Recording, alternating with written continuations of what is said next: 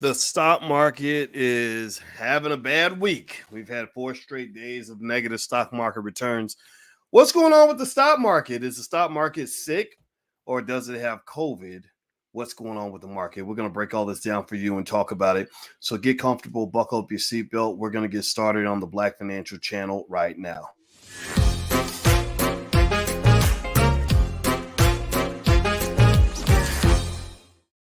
Hey, what's going on, guys? Welcome to the Black Financial Channel. That's theblackfinancialchannel.com. My name is Dr. Boyce Watkins. I am your friendly neighborhood finance professor. On the Black Financial Channel, we talk about black wealth and black economics all the time. We are obsessed about black wealth, and we do it under one condition. The condition is that you must be B1. You ain't got to be black to be here, but you got to make blackness your top priority, meaning that our number one goal is to solve our own problems before we start saving the world. Our goal is also to make sure that our children are taken care of, to make sure that our community takes the lead when it comes to economics and wealth building, and also understand that we must be one in order to be successful. If you agree with that philosophy, type B and the number 1 in the chat. Use the hashtag B1 when you're having conversations online so that other B1 people can find you. That's extremely important. So let me ask you this. Give me a yes or no. How many of you have lost a little bit of money this week in the last 3 or 4 days? Give me a yes if you lost money. Give me a no if you didn't. Give me a no if your cheddar is on 10, and give me a yes if your cheddar is on negative 10. What's been going on? Did you lose money this week? Yes or no? Hey, Carrie, how are you? Good to see you, Carrie Moreland and Joe Skrill and in court, Naomi Queen. Okay, Naomi and in court said yes. Ron said no, he made money. Okay, Rent. Mistera said no. Okay, so a few of you didn't lose money. Derek Phillips, you did okay. Good for you. Carmen Carter says yes. Naomi says it dropped bad. Oh, wow. Well, you know what? I'm going to tell you this. This is one of those weeks where, to be honest with you, if you lost money, that probably means you were investing in a very healthy way. You were diversified, your money spread out amongst blue chip stocks. You've got your money in solid companies. If you said no, that could mean you got a little bit lucky. I'm not saying that you're investing wrong, but I'm going to say that if you own a lot, if you have a bunch of money in things like AMC and a lot of money on things like Dogecoin, or Derek mentions he's getting money trading Forex and binary options, I think that's all great. I think that's all great and wonderful. I'm really happy that you made that money, but I just want to make sure that you're very careful. And I want to warn you that those risky investing strategies, they can lead to a quick come up, or they can lead to a big letdown. So just make sure you're extremely careful. Make sure you hedge your risks. But until then, I hope you keep making money every single day for the rest of your life. I hope you make $1 trillion. So God bless you on that. Hit the thumbs up button. Please hit the thumbs up, share, subscribe button if you haven't done it yet. Now, first of all, I want to also apologize for the fact that I came in late. I don't know, some of y'all who watch the show regularly, you might have noticed that I actually scheduled this. I scheduled this conversation maybe for about 2 hours ago. And then my woman came down, and she's so damn pretty that when she asked me to do something, I got to do it. Because my gosh, when that woman walks into the room, the room changes shape because her shape is so sexy. But also, I then got home and then found out, I said another time, and my woman made some food. So not only is she sexy and beautiful, but she also is the best cook in the world. So she made some food. I said, okay, I'm going to gobble up this food. Then I'm going to go downstairs and do my podcast. And then I ate the food and I got the itis. And so I laid down on the couch and she cuddled up next to me like a little pussycat. And so we went to sleep on the couch. And then I said, oh, crap, man, I keep on pushing the time back. I need to go on down there and talk to my people. So that's what happened. The dog ate my homework, and I'm very sorry. But Black love made me do it. But Black love is the most powerful force in the universe. So I will always use that as my excuse, and I will accept that excuse. I hope that's okay with y'all. All right. So anyway, let's talk about what's going on in the markets. Let's talk about what's happening right now. First of all, I don't know. Did you give me a yes or no if you heard that that Amazon is, in case y'all wondered, in case you're looking for employment opportunities right now, the labor market is interesting because on one hand, the labor market is working in your favor. On one hand, you've got a great labor market where employers are looking for employees. Employers are worried because they're dealing with two inflationary problems on the supply chain front. One is that the supply chain itself is disrupted due to the virus. Number two, they're having a hard time finding employees. Well, again, due to the virus. And the cost of labor is going up. Well, again, due to the virus. So companies are starting to compete for workers. Amazon is literally now offering a free bachelor's degree if you go work at Amazon. So look that up. Look up Amazon free bachelor's degree if that's what you're trying to do. If you're trying to go get that college degree, I wish they'd offer free bachelor's degrees when I was going to college. Now, on the other side, though, the downside is you saw that Joe Biden just made an announcement today where he said, y'all know what it is. He said, if you don't get that jab, then you ain't gonna have no job. No jab, no job. So he basically said that anybody who refuses to get that shot, and y'all know what I'm talking about. I'm not gonna say the V word because that'll get us in trouble on YouTube. But if you don't get that shot, then you will have a job not. That means you will not get a chance to work for the federal government. You can't even work for their contractors without getting the shot.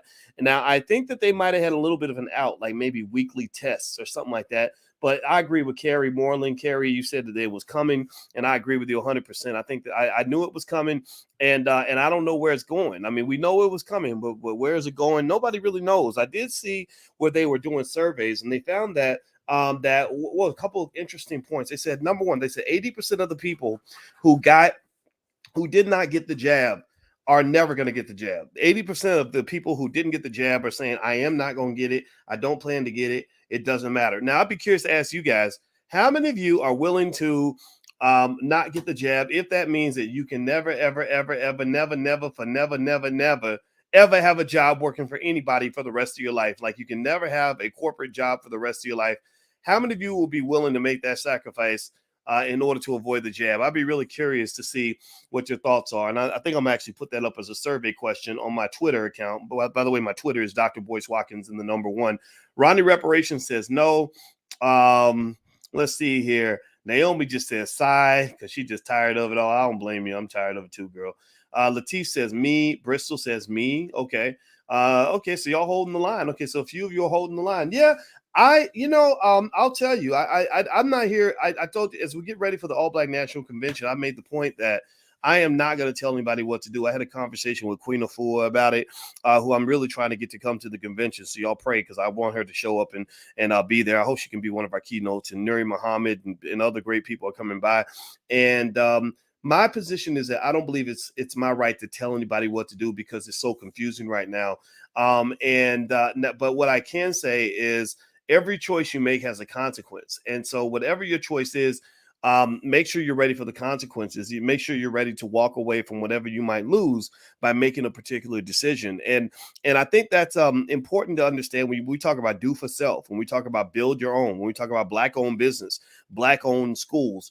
Well, this is one of those times where we might have to accelerate a little bit. I mean, the pandemic kind of forced us to get things done that we might have done in the future, but to do them a little bit faster because some of those same opportunities may not be there. So maybe out of necessity, this might be the time. If you are insistent upon not getting that jab, this might be the time for you to get together with some of your folks and start that Black-owned business. And that's one of the things we're going to actually do at the All Black National Convention, which is at the end of October in Orlando. If you want to know more, you can go to allblacknationalconvention.com. That's allblacknationalconvention.com. There's a URL on the screen. Feel free to check it out. All right, so let me keep going. Hit the thumbs up button, hit the thumbs up, share, subscribe button. Another thing that they mentioned is that 2/3 of the people who said they would not get the jab, they are willing to take drugs to help deal with some of the symptoms of the virus. And I thought that was interesting. So I think another growth industry, because remember, Moderna's got to make their money. Now they're making billions of dollars. They're not going to go back to being broke again. So they're going to not just promote those shots and jabs and boosters and double boosters and triple boosters, but they're also going to start promoting medications that will allow you to manage the virus once you get it, which I don't think is as bad as the jab. I don't know what y'all think. But then also they're going to probably start promoting tests that you can take at home so you'll know within minutes if you have the virus or not. So it's kind of interesting to see how this evolves. This is a multi-billion-dollar industry, which is going to make it interesting. And also they said that 53% of the people that didn't get the jab, when they heard about the booster shot, the need for the booster, because apparently whatever they said about that first shot protecting you, that didn't work. They said 53% of the people that didn't get the jab, that they were even more unwilling to get it after they heard about booster shots. because they were saying, wait a minute, this wasn't part of the deal. You didn't say that we were going to need a shot and then another booster shot. You said once we got this shot, everything would be cool, we would be safe, and blah, blah, blah, blah. Now you're telling us we ain't safe and that the people who didn't get the shot are going to kill the people that did get it, and all this divisive nonsense. And I'm not a fan of any of it. If you want to know, I'm not a fan of that division. But moving on, let's jump back into the next discussion here. So the Dow, as you know, fell for the fourth day in a row. The big question right now amongst investors is whether or not this is temporary and transitory, or if it's more permanent. Does the market have a cold, or does the market have pneumonia? I'm gonna tell you, there's a lot of arguments for both. A lot of the experts are going in both directions. Where there are some who are saying no, it's just a cold, it's a buying opportunity, that's great. But then there are some analysts. I think I heard one analyst literally say that the market was about 50% overvalued. I read a lot of the financial publications, a lot of stuff that people are putting out, and I like to hear all opinions. And by the way, if you ever want to be smarter, and I'm not saying I'm the smartest guy in the world or nothing like that, but I ain't stupid. And whatever smartness I have, the key to that intelligence is listening to everyone and everybody and getting all the information, right? So if you ever want to be smart, don't just listen to people who agree with you, because if you're wrong, they're going to make you more wrong. If you're stupid, they're going to make you double stupid. But if you listen to everybody, then they can make you a little less stupid, a little less behind, a little less wrong. Maybe that can even make you right.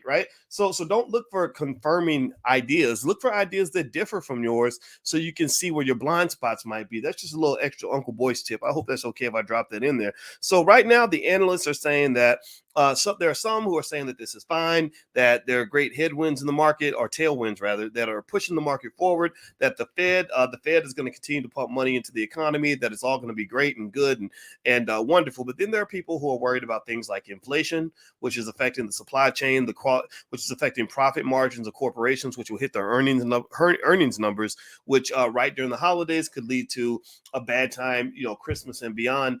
There are other long-term concerns about this market right now that people have. So, the thing is that this is really a confusing market. Right now, retail investors are still there. And now what's interesting was today GameStop released their earnings, and I think that they didn't make their numbers. And a lot of people are concerned about GameStop's lack of a plan. Like, they feel like GameStop doesn't really know exactly how they're going to get better. And some question whether or not these retail investors are going to stay committed to GameStop. There's also a debate about China.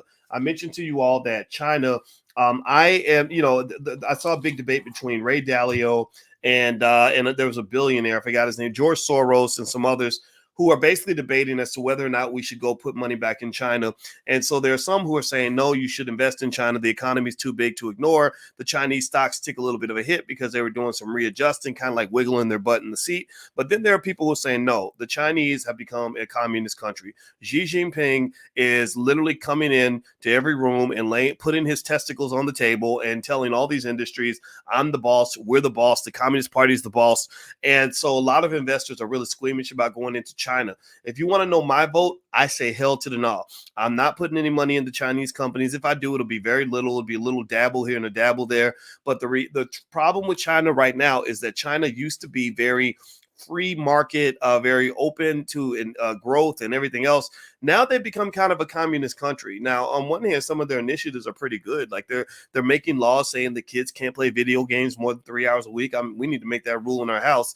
They're also making rules, saying that, that we want the world to be better for children and we want to take care of workers' rights. I think all that's wonderful. But the problem is that they're destroying entire industries in the process. And the thing is that there's what they call the Xi Jinping risk, the risk that he's going to come in like the crazy cousin and just kick the whole table over and destroy the whole industry. And I'm going to tell you, the biggest heartbreak I had, like literally worse, I can't think of a girlfriend who ever broke my heart more than this stock did, was when I owned a lot of shares in a company called Tekadu. And literally the Chinese Communist Party literally came in and took tens of thousands of dollars out of me and my wife's pocket in a day. Like, they literally came in and said that they were thinking about nationalizing that whole entire industry. The stock dropped like a brick. I was pissed. I was kicking doors. I was so mad. And I had some protection, right? I had some put options in place and all that stuff so I didn't get hit as hard as I would have been hit, but it made me angry because it was literally one stupid decision that led to the loss of trillions of dollars in wealth overnight. So if they did it before and they've done it a couple of times, they could do it again. So be really careful about Chinese companies like Diddy Cha-Ching. I see you, Jubei. You're right. Diddy's one of them. All of them, just all of them. The Chinese are doing things that don't make a lot of sense. So I don't know about investing in China. Now, there's also conversation about Coinbase. Coinbase right now is in the middle of getting into a really bad situation with the SEC. The SEC has sent them a letter basically saying that they're about to sue them because I guess Coinbase wants to release a new product called Lend. And Lend, it would allow them to do what is called staking with your crypto, where you can loan your crypto to other people and you would get like a 4% return or something like that, the same way you used to get when you put your money in the bank and they would pay you interest. Now the banks don't pay you any interest, so people are doing things like staking crypto to get a little bit of interest. Well, the SEC let Coinbase know, look, if you put this product out, we will sue you. We will sue you, and it's not going to be pretty. So Coinbase was kind of mad because Coinbase felt that the SEC has not given regulatory clarity on sort of what these different cryptos are exchanges are allowed to do, and the SEC hasn't. The SEC has been terrible about giving a regulatory clarity. XRP shouldn't have been locked up in court all this time. Like what they'll do is they'll make you think that something's okay because they won't act on it for like 5 or 6 years, and then suddenly they'll come and sue you because they're literally doing something now that they should have done in 2015 or 2016 when it first got started. But because they never did anything, people thought it was okay. So they're kind of acting a little Xi Jinping-ish, in my opinion, because they're costing people a lot of money. A lot of y'all own XRP. I know I held my XRP and I made a lot of money from it from holding it because it looks like this suit's going to go away, but it just kind of makes things stupid. So Coinbase was right. The Coinbase CEO got on Twitter and kind of gave him the business a little bit. The problem is that picking a fight with the SEC is kind of hard to do, and it usually doesn't work out well for you. So you got to be careful with that. But Coinbase stock, some people think is actually a buy right now because that volatility caused a dip. So if you want to know the short answer to that question, I did buy a little bit of Coinbase. What else is going on? The price of chicken's going up because of the pandemic. Not that that matters, but it's just a little factoid. Also, September is typically a bad month for investing. And last but not least, some people believe that the reason the market's going to go down in the next few months, and the reason you got to be really careful, is because a lot of the growth that you're seeing in the market is, in the eyes of many experts, has been artificially contrived by the Federal Reserve. The Federal Reserve's loose money policy has really boosted the market. The market's up about 18% year to date, 18%. If you go down the track record of the S&P 500 over the last 100 years, it's not that often that you have 18% for an entire year, let alone for the first 7 or 8 months. So don't be surprised if you see a little bit of pullback. Long term, you're probably going to be a winner, but just be a little careful because making money won't be as easy in the next few months as it has been up until this point. All right, guys. So one of the other things I want to mention to you is, by the way, some of you are asking about crypto and asking crypto questions. We do have a crypto investing club. If you want to take a look, you can actually go to theblackcryptoclub.com. The Black Crypto Club is also going to have a meeting. They're going to gather physically at the All Black National Convention, but also you can meet with them, every single week and stuff like that. We have experts on crypto in the Black Business School. And so Norman's asking, is crypto a good investment to get involved with?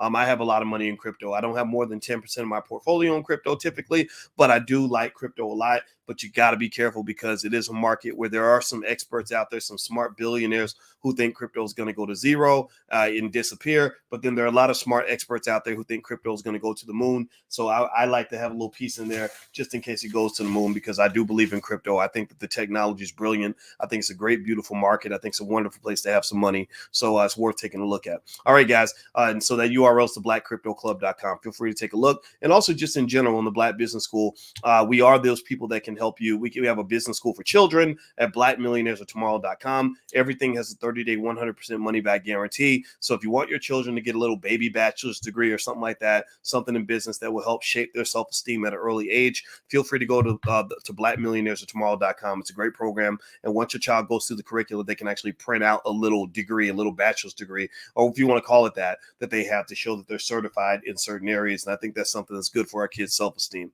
All right, guys. So I'm going to get out of here. So please have a great time and a great week and weekend, whatever it is that's coming up. And I'll be back probably tomorrow to talk again. And I wish you all a wonderful evening and love you. And please hit the thumbs up button on your way out because we're building some Black-owned media. We could really use your help. Love you guys. Talk to you soon. Take care. Peace.